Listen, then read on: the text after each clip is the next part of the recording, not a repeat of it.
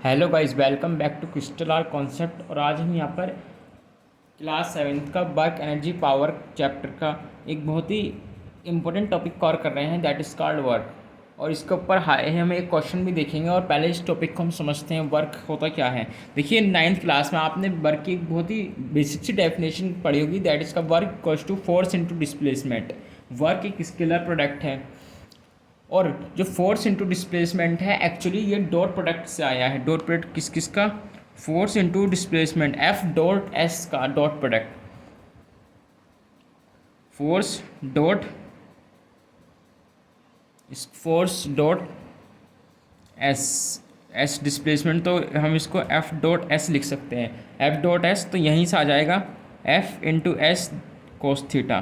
Theta is the angle between force into displacement. यहाँ पर F force है और एस डिस्प्लेसमेंट है, और theta cos theta is the angle. और अगर आप यहाँ पर देख पा रहे हैं तो यहीं पर हम वर्क को वन डायमेंशन में पढ़ते थे, तो यहाँ थीटा 0 डिग्री हो जाता है फोर्स इंटू डिस्प्लेसमेंट के बीच में। तो ये एफ फोर्स इंटू डिस्प्लेसमेंट हो जाएगा। मान लीजिए एक ब्लॉक है, उसके ऊपर आप एक फोर्स लगा रहे हैं एफ न्यूटन का, और वो इस डायरेक्शन में चल रहा है, और वो कुछ एस डिस्प्लेसमेंट चला, तो यहाँ से यहाँ तक कांस्टेंट फोर्स लगा रहे हैं। तो यहाँ से यहाँ तक इसको आने में कितना वर्क हुआ? तो यहाँ वर्क होगा that is called force into S into cos zero.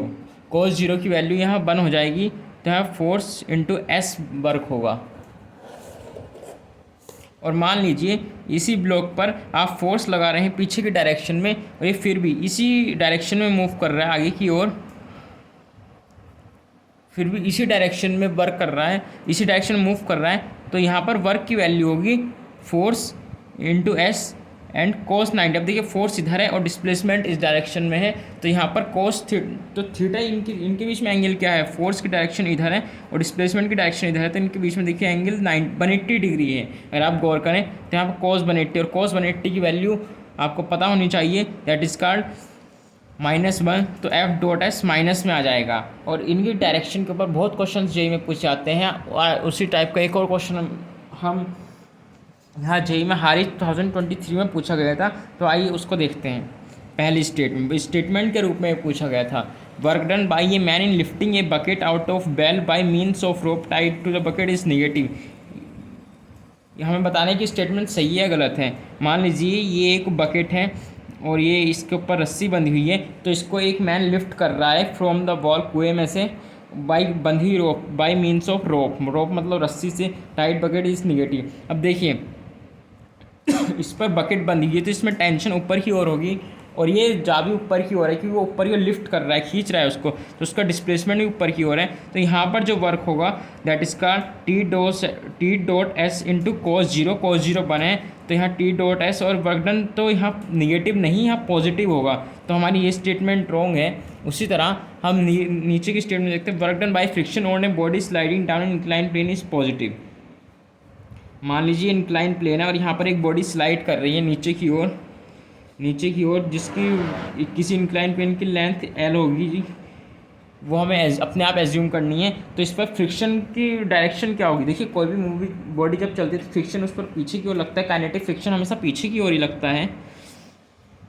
Static friction तो सिचुएशन के हिसाब से अपने आप को शिफ्ट करता है, लेकिन काइनेटिक फ्रिक्शन हमेशा पीछे की ओर लगता है। तो इस पर फ्रिक्शन फोर्स पीछे की ओर है, डिस्प्लेसमेंट आगे को है, तो इनका जो वर्क डन होगा फ्रिक्शन इंटू एल डॉट कोस 180। अब देखिए इनके बीच में जो एंगल की वैल्यू है, फ्रिक्शन पीछे की ओर, डिस्प्लेसमेंट आगे की ओर, तो थीटा यहाँ पर 180 है, तो कोस 180 की वैल्यू यहाँ पर -1 हो जाएगी।